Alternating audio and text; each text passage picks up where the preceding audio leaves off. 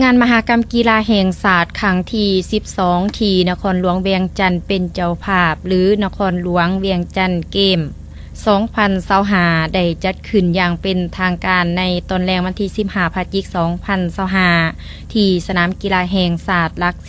16ให้เกียรติเข้าร่วมและกล่าวเปิดพิธีโดยพระทานทองรุ่นศรีสุริต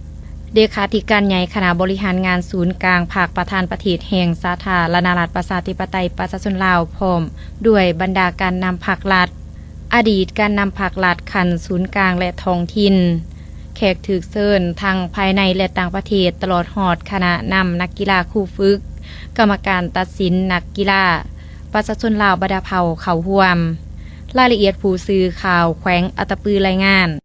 สำหรับการนำของแขวงอัตตปือเป็นเกียรติเข้าร่วมในพิธีมีฐานพลโทวันทองกองมณีเจ้าแขวงอัตตปือนำพาขบวนแห่ทัพนักกีฬาของแขวงเข้าสู่สนามเปิดพิธีด้วยฐานพงศวรรค์คำสงกาห้องหัวหน้าแผนกศึกษาธิการกีฬาแขวงอัตตปือในนั้นมีคณะนำครูฝึกและนักกีฬาเข้าร่วมทั้งหมด70กว่าฐานขณะที่แขวงอัตตปือได้ส่งคณะนำครูฝึกและนักกีฬาเข้าร่วมงานมหกรรมกีฬาครั้งนี้เพื่อสิ่งใส่ทั้งหมด342ฐานยิ่ง87ฐานมี15ประเภทกีฬาคือบันเตะบันทรงกระต่อเปตังมวยมักแหล่มักเซิกนาเก็กกอล์ฟแลนละล้านรถถีบเพื่อสวงดึงเสือกบันบ่วงและดอกปีไก่โดยตั้งความหวังขวาให้ได้5เหรียญคำ6เหรียญเงินและ7เหรียญทองขณะที่งานมหกรรมกีฬาแห่งชาติครั้งที่12นี้มีคณะนำครูฝึกนักกีฬากรรมการตัดสินนักวิชาการและเจ้าหน้าที่อื่นๆรวมมี 9,485 ฐานในนั้นเฉพาะนักกีฬามีจำนวน 4,065 ฐานซึ่งมาจาก3กระทรวง17แขวงและ1นครหลวงเวียงจันทร์รวมเป็น21ภาคส่วนมีการแข่งขันทั้งหมด33ประเภทกีฬาโดยมีการชิงชัยกันทั้งหมด 1,563 เหรียญคือ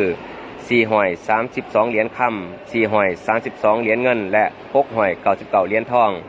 สำหรับทัพนักกีฬาแขวงอัตตปือมาหอดวันที่17พฤศจิกายนผลการแข่งขัน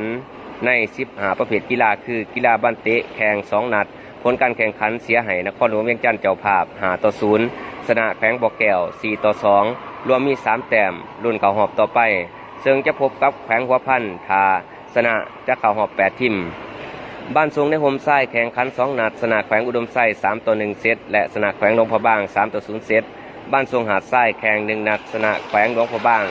2-0เซต